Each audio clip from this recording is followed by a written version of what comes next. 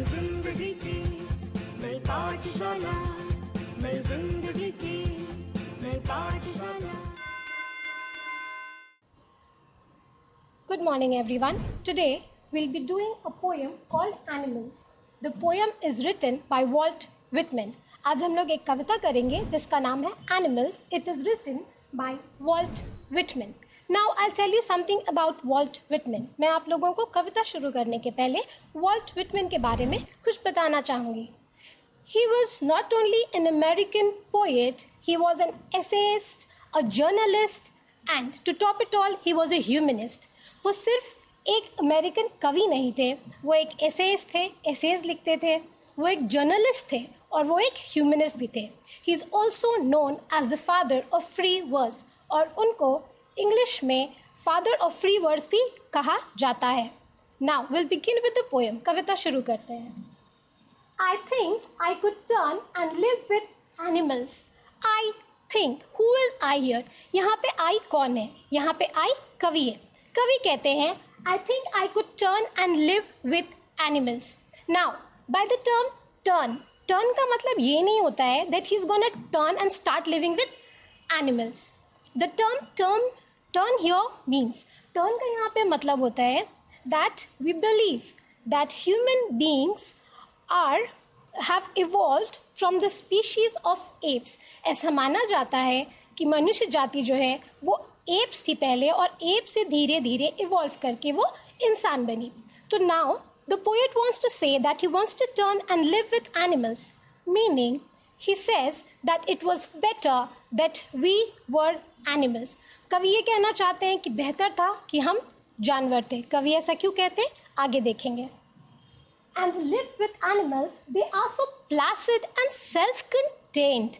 जानवर जो होते हैं वो बहुत ही placid होते हैं. placid का मतलब क्या होता है? वो बहुत ही शांत होते हैं, बहुत ही सौम्य होते हैं. self-contained यानी कि वो दूसरे पे निर्भर नहीं करते हैं, वो आत्मनिर्भर होते हैं. Now, he says, I stand and look at them long and long. I मतलब कवि. He says, I stand and look at them long and long. वो बहुत देर खड़े होके जानवरों को ऑब्जर्व करते हैं, उनको देखते हैं. They do not sweat and whine about their condition. Sweat का मतलब होता है पसीना निकालना, whine का मतलब होता है रोना. Condition का यहाँ पे मतलब होता है परिस्थिति. Unlike we human beings, जानवर जो होते हैं human beings की तरह नहीं होते हैं. They do not sweat or whine. वो लोग ना रोते हैं ना पसीना बहाते हैं अपनी परिस्थिति के बारे में सोचकर. Normally what we see in human beings, हम लोग साधारणतः क्या देखते हैं इंसानों में, they cry about the conditions. हम लोग इंसान बहुत रोना गाना करते हैं अपनी परिस्थितियों को लेकर. But for animals, no matter in what condition they are, they always seem to be very pleasant. जानवर जो होते हैं चाहे किसी भी परिस्थिति में होते हैं वो बहुत ही शांत, बहुत ही आराम से सारे काम करते हैं जो शायद हम इंसान कभी नहीं कर पाते हैं.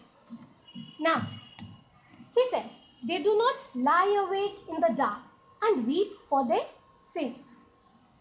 They, यहाँ पे they का मतलब है जानवर. They do not lie awake. Awake मतलब जागना, dark मतलब अंधेरी, weep मतलब रोना, sins मतलब पाप. So, of course, what the poet wants to say is that animals, they do not lie awake. वो लोग रातों को जाग करके रोते नहीं हैं जैसे हम इंसान. हमसे कभी कुछ गलती हो जाती है या मुसीबत आती है, सबसे अच्छा आइडिया क्या होता है, सबसे अच्छा तरीका होता है वी लाई अवेक. अंधेरे में अकेले में वी टेंड टू क्राई, हम लोग रोते हैं. They do not make me sick, discussing the duty to God. They do not make me sick. Sick का मतलब होता है बीमार. डिस्कसिंग का मतलब होता है चर्चा करना. ड्यूटी का मतलब होता है कर्तव्य. टू गॉड मतलब भगवान के प्रति. Now the poet clearly says that animals are way too different than human beings. कवि कहते हैं कि इंसान जो होते हैं वो जानवरों से बिल्कुल अलग होते हैं. We human beings what we tend to do, हम लोग इंसान क्या करते हैं, we keep on discussing about a duty to God. हम लोग इस बात को बहुत महत्व देते हैं कि हम लोग भगवान के लिए या भगवान के प्रति हम लोग क्या कर रहे हैं. लाइक फॉर एग्जाम्पल, एक उदाहरण देना चाहूँगी. whenever we do something good, जब भी हम कुछ अच्छा करते हैं, we keep discussing about it. हम लोग उसके बारे में बहुत बढ़ा चढ़ा के हमेशा बोलते रहते हैं. Contrary to this, इसके विपरीत, animals do not do so. जानवर जो है वो ऐसा नहीं करते हैं. The poet says that he's sick of people discussing the duty towards God. कवि कहते हैं कि वो परेशान हो गए हैं इंसानों से जो अपना कर्तव्य बार बार बताते हैं कि क्या है भगवान के प्रति. Not one is dissatisfied. Not one is demented with the mania of owning things. Dissatisfied का मतलब होता है असंतुष्ट होना. Demented और mania. Demented का मतलब होता है पागलपन. Mania का मतलब होता है सनक. Now, the poet clearly contrasts human beings to animals. कवि जो है यहाँ पे बताते हैं कि जानवर और इंसानों में सबसे बड़ा फ़र्क क्या है. He says that we human beings we are never satisfied. वो कहते हैं कि हम इंसान हम कभी भी संतुष्ट नहीं रह सकते हैं. We want to possess more and more things and that craze to possess things make us demented. हम लोग इंसानी चीज़ों के पीछे, पैसे के पीछे, रुतबे के पीछे इतना भागते हैं कि वो हमें पागल कर देती है. Demented with the mania of owning things. No matter what we own, we are never satisfied. हमारे पास चाहे जितनी चीज़ें आ जाए, हम कभी संतुष्ट नहीं होते हैं.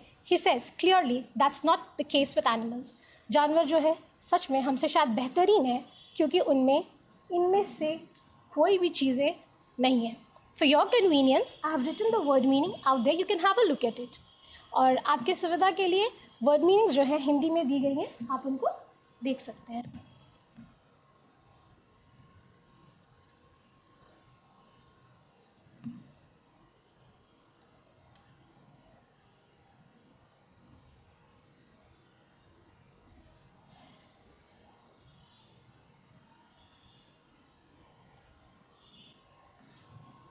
Not one needs to another. The poet says that you won't see any animal kneeling in front of another animal, unlike us human beings. कवि कहते हैं कि आप कभी भी किसी भी जानवर को दूसरे जानवर के आगे घुटने टेकते हुए नहीं देखेंगे जैसे हम इंसान. According to the circumstances, we kneel in front of each other. परिस्थितियाँ जब आती हैं तो हम इतना नीचे चले जाते हैं कि हम दूसरों के आगे घुटने टेकने को भी तैयार हो जाते हैं. Nor to his kind that lived thousands of years ago. Now, to their kind, it means our ancestors. The poet says that we are ready to kneel in front of our ancestors also. हम लोग इंसान जो होते हैं वो अपने पूर्वज के सामने भी घुटने टेकते हैं. Maybe for their blessings. शायद हम इसलिए घुटने टेकते हैं क्योंकि हमें उनका आशीर्वाद चाहिए. But then it goes on to say that animals, they do not kneel, they do not remember the ancestors. Still, they are blessed. वो कहते हैं कि जानवर जो होते हैं वो कभी भी किसी के सामने ना घुटने टेकते हैं ना अपने पूर्वजों का आशीर्वाद मांगते हैं, लेकिन फिर भी शायद वो इंसानों से ज़्यादा उनको आशीर्वाद मिला है. Not one is respectable or unhappy over the whole earth. Not one. एक भी नहीं. Is. The poet says respectable. We in a human society have an hierarchy. हम लोग इंसानों के समाज में एक हायरार्की है. Someone is poor, someone is rich. कुछ अमीर है तो कुछ गरीब है. But in the animal kingdom, they do not have an hierarchy. Animal kingdom जो होता है उसमें कोई हायरार्की नहीं होती, कोई अमीर नहीं होता है और कोई गरीब नहीं होता है. So he says everyone is respected equally. हर एक का सम्मान एक जैसे किया जाता है. और unhappy over the whole earth. हमारे इंसान के समाज में कोई खुश है, कोई नहीं है, लेकिन जानवरों में हर कोई, no one is unhappy, हर कोई जो है वो खुश है. So they show their relations to me and I accept them. Relations का मतलब होता है संबंध, शो करना मतलब दिखाना. The poet says about relations, they say that in the human societies our relations with each other is extremely pretentious. कवि कहते हैं कि हम जो इस मनुष्य समाज में रहते हैं उनके रिश्ते एक दूसरे से सही अर्थ में सही नहीं है. I'll explain to you with an example. ये मैं एक उदाहरण के तौर पे आपको बताना चाहती हूँ। Whenever we go to someone's house who has a dog, जब हम कभी किसी के घर पे जाते हैं जिनके पास जो कुत्ते पालते हैं, so the dog comes to us and if the dog likes us it licks us, wags its tail. कुत्ते को अगर हम पसंद हैं तो वो क्या करता है, वो अपनी पूंछ हिलाता है, वो हमें लिक करता है ना, चाटने लगता है। But in are human society, लेकिन हमारे समाज में वी डू वेलकम पीपल, हम लोगों का बहुत उत्साह से स्वागत करते हैं, but we also talk behind the backs, लेकिन हम लोग पीठ पीछे उनके बारे में बात करते हैं। So of course the poet says it's a simple animal kingdom and human beings are more complex and deteriorating day by day. कवि का ये कहना है कि जानवर जो हैं वो हमसे बहुत बेहतर है, क्योंकि वो अपने रिलेशंस को they show the way they are, वो अपने रिश्ते को उसी प्रकार दिखाते हैं जिस प्रकार वे हैं। And the poet says and I accept them, he accepts the kind of relation that the animals have with him. They bring me tokens of my self. Now the term here tokens, यहाँ पे tokens का मतलब होता है quality. The poet says they bring them tokens of my self, the qualities which the human beings have far left behind। बहुत सारी ऐसी अच्छी चीज़ें हैं जो इंसान पीछे छोड़ आए हैं, ह्यूमन क्वालिटीज़ जैसे कि ऑनेस्टी, ईमानदारी, human qualities like example innocence, मासूमियत। ऑनेस्टी, मासूमियत, ये सारे ह्यूमन क्वालिटीज़ शायद हम में कहीं थे, but then we have lost it, हमने उनको खो दिया है।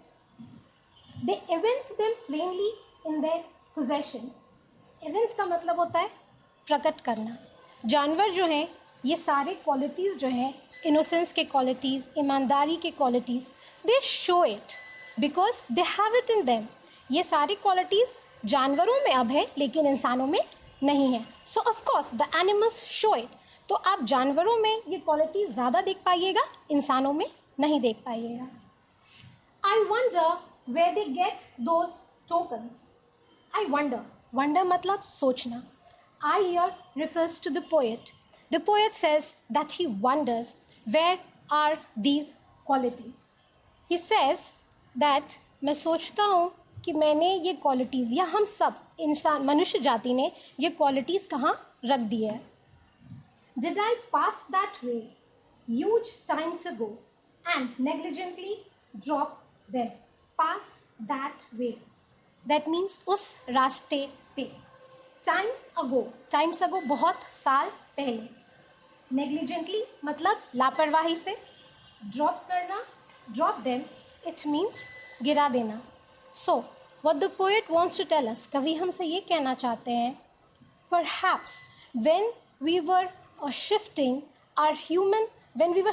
to our human forms, जब हम लोग जानवर से इंसान की ओर बढ़ रहे थे, then we lost all these qualities।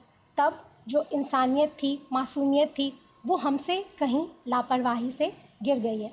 The poem ends with question mark। कविता जो है वो एक प्रश्न चिन्ह पे ख़त्म होती है। Assuredly the poet wants us to think what we have lost in while we transgressed from animals to human beings। कवि चाहते हैं कि हम अपने बारे सोचें कि एक मनुष्य समाज बनने के लिए हम जानवरों के समाज से उठकर आए थे, लेकिन शायद हम जानवरों से भी अब बदतर हो चुके हैं। Now, for your convenience, as I told you earlier, all the word meanings are written down here। आपकी सुविधा के लिए सारे word meanings यहाँ पर है। Now, we'll have a look at quite a few literary devices। कुछ literary devices हम लोग करेंगे। In fact, we'll be doing 3 literary devices करेंगे। Now, what are these literary devices? ये literary devices क्या होते हैं? In order to make the poem beautiful and worth reading, we use these literary devices। Literary devices use किए जाते हैं कविता को सुंदर और ज़्यादा पढ़ने लायक बनाने के लिए। So the first literary device is assonance। Now, what is an assonance? When 2 or more words have the same vowel sound, जब 2 या 2 से अधिक शब्द का सेम वॉवल साउंड होता है। आई hope all of you know what an vowel is. Now like I think, in the first stanza, in the first line itself, you come across the word I think I have। So the term I, it refers to an assonance. इसको हम लोग I शब्द को हम लोग assonance कहते हैं. The next one is a metaphor. दूसरा हम लोग देखेंगे metaphor.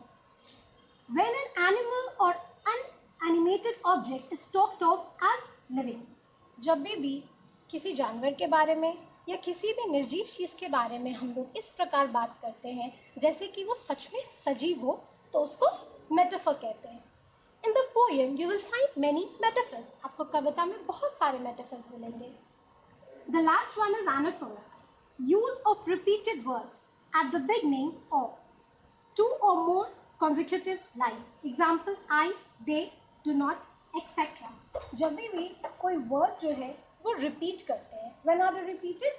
Beginning of 2 or more consecutive lines. मतलब लाइन्स एक साथ 3-4 चल रहे हैं और वही शब्द रिपीटेड है, उसको हम लोग कहते हैं anaphora. I hope all this is clear to you. That's all for today. Thank you. आशा करती हूँ आपको सब समझ में आया होगा. Thank you.